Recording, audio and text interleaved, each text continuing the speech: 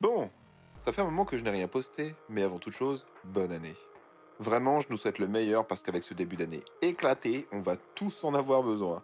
Entre les annonces du gouvernement qui vont jamais dans le bon sens, mais est-ce qu'on peut s'attendre à mieux venant d'eux? L'approche des foutus Jeux Olympiques et de ces satanés voies dédiées, sur lesquelles il faudrait pas rouler, parce que vous comprenez, faudrait pas créer de bouchons.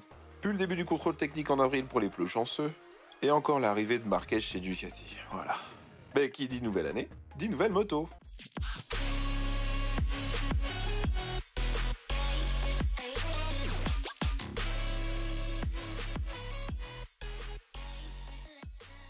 La grande question maintenant, c'est quelle moto? Plus de 7 mois après mon accident, il est temps de reprendre un daily, parce que la Zwartpilen, je l'apprécie beaucoup, mais j'en peux plus de rouler en 125. Pour vous dire, j'ai testé la MT-07 d'un ami, et j'ai apprécié, j'ai presque pas honte de le dire. Bref, à quelques mois du début de la saison 2024, je cherche une moto, et voici les prétendantes.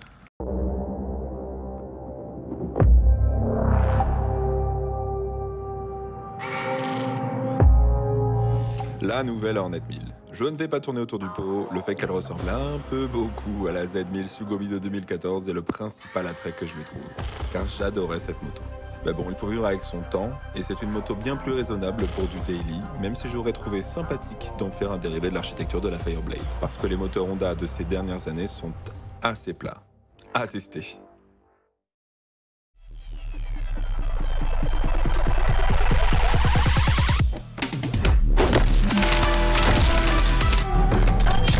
La Suzuki GSX S1000, et j'ai réussi à le dire sans bafouiller. Chez elle, je suis sous le charme du côté trapu, costaude. Elle est pas dans la démesure, mais offre ce qui était la norme il y a encore quelques années.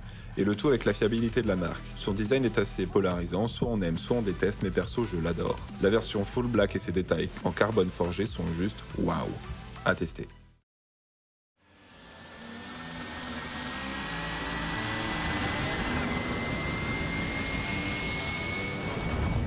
La ZH2. Si ce n'est le roadster le plus vilain du marché, il est néanmoins basé sur l'architecture de sa grande sœur, qui n'est ni plus ni moins que la moto la plus puissante de série.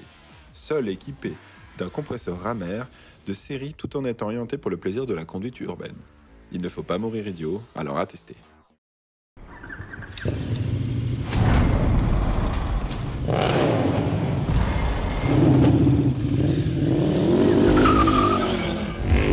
La nouvelle Super Duke. Ce gros roadster orange est probablement l'une des motos les plus hors normes du marché.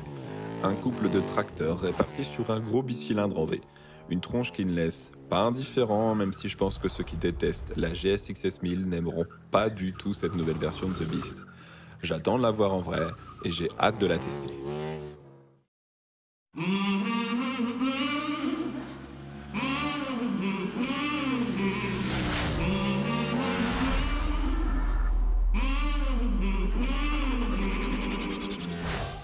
La Street Fighter V4S.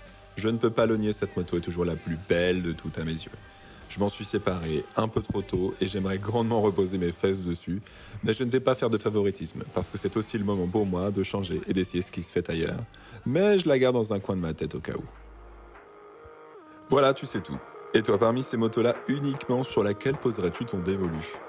Si tu veux être au courant avant les autres, avoir des retours en live, rejoins-moi sur Insta. Si tu préfères attendre le grand reveal pour le mois d'avril au plus tard, si ce n'est pas déjà fait, abonne-toi. Moi je vous dis à tous à très bientôt pour un petit zap, car même si je n'ai rien posté, j'ai continué à rouler. Tchuss.